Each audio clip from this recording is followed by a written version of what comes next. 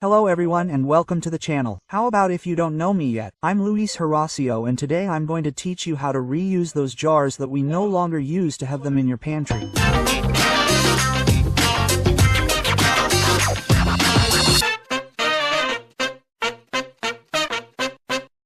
Hello everyone, as you just saw, today we're going to reuse these plastic and glass jars that we're going to throw away and give them a use to make more space in our pantry and store spices and other small things in them.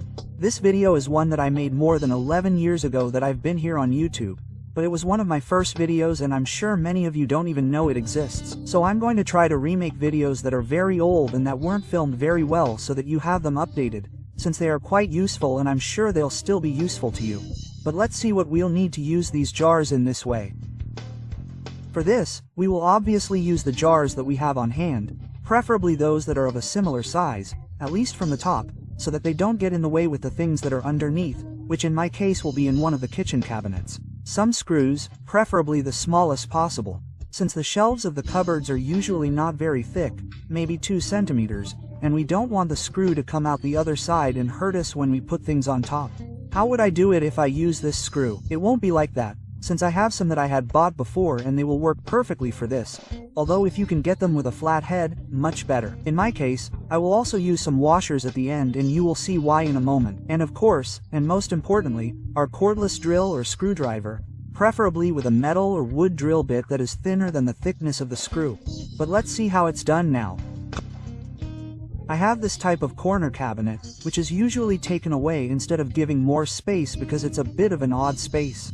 Consequently, there's dead space on the right side, since I have a large 1L bottle underneath and I have a lot of space left over on top, which is a waste. But with this tip, you'll be able to take advantage of it and store more things and always have them on hand. So we're just going to remove the things on the shelf, which are some jars, a topper, and if you follow the channel, you'll remember this salt and pepper shaker that we made out of wood. And here we continue using it, and I'll leave the link in the description in case you want to check it out. And now that it's free, we'll take this one out just as you can see in the video. If it's built in, you'll have to secure the jars from the inside. Now that I've taken it out, I'll take the opportunity to clean it up a bit. And here's a little tip, since these types of prefabricated kitchens are always made with MDF or even worse with chipboard, but they are not water resistant at all and that's why sometimes the wood can swell even though they have this coating.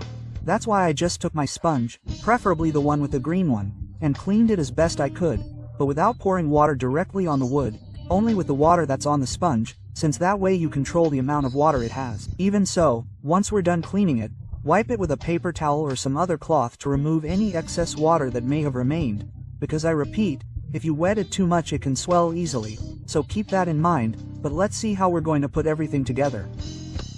To do that, we're going to take our containers and remove the lids, just like you see in the video. It doesn't matter if they're plastic or metal, like in this case I have both, but if you can, get all the ones made of metal. Now that they're ready, we'll put a piece of wood underneath them, since next, with our drill and a thin bit that I mentioned at the beginning, we're going to drill a hole in each of them in the very center, just like I'm doing here. You can measure this if you want, but it's pretty obvious where to do it, since once you have them made, in this case the 3 lids, they'll look like this. A hole that's barely noticeable, but that will help a lot to prevent the lid from breaking when you screw it on. For that, we just put our shelf on the side that you like the most, or if yours is one color on one side and the other, just make sure to put it on the correct side. And there, we just make sure that the lid is far enough away from the edge, since remember that we're going to rotate the cans and we don't want them to get stuck or bump into each other. But once in the indicated place, we screw it as hard as we can, but without tightening too much, since if it's plastic, you could break it. Then we adjust the rest, that is, measuring one between the others and obviously on the back so that it doesn't hit anywhere. And in the same way as with the previous one, we screw it in with our screwdriver or drill. Finally, we do exactly the same with the other one, which you can see here that I arranged them by size, which of course, I'll leave to your consideration. And once we screw the last one in and put the 3 in place, they should look more or less like this. Now, just to confirm that they work, we put it to one side and screw in our cans, which should fit perfectly and without any problems of them hitting each other. If they do, well, we still have time to correct it, and when we want to remove them, it will be just as easy and fast as when we put them in. But let's see how they fit in the kitchen cabinet.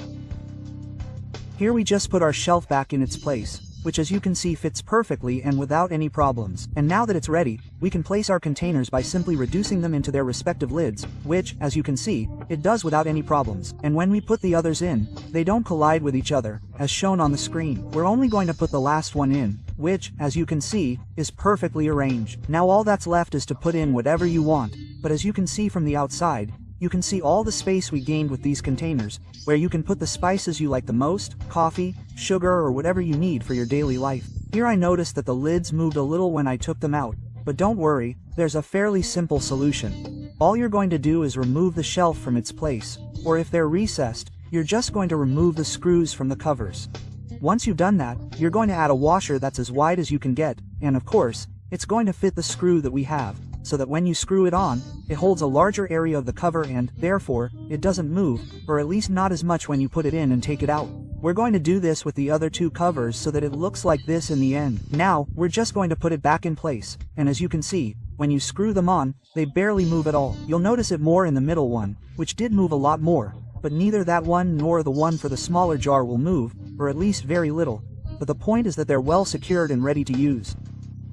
As you can see, this is how our cabinet looks now, and as we saw before, we now have much more space than before, whether it's to put dried chilies, coffee, sugar, coarse salt, or whatever you can think of. And in a very simple way, since we only reuse some containers that, surely, are thrown away many times because we don't see any other use for them. And this, apart from giving us more space, makes things within reach at all times. As I said, this is a video that I made more than 10 years ago, but at that time it was one of my first videos, so the voice was not recorded separately, it did not have the quality that it has now, and I think that overall it looks much better. But, more than anything, it is so that this advice does not get lost in the more than 900 videos that I have on the channel, since there are many of them that are still very useful today. So I hope you tell me in the comments, first of all, if you liked it and if you would use it in your homes or those of your family or friends, and if you want me to continue bringing you videos, but more up to date and, perhaps, more applied than the ones I did before, since I would love to know and thus give you videos that, surely, you had not seen due to the time you have been on the channel. As you know, if you like this video, give it a thumbs up, subscribe,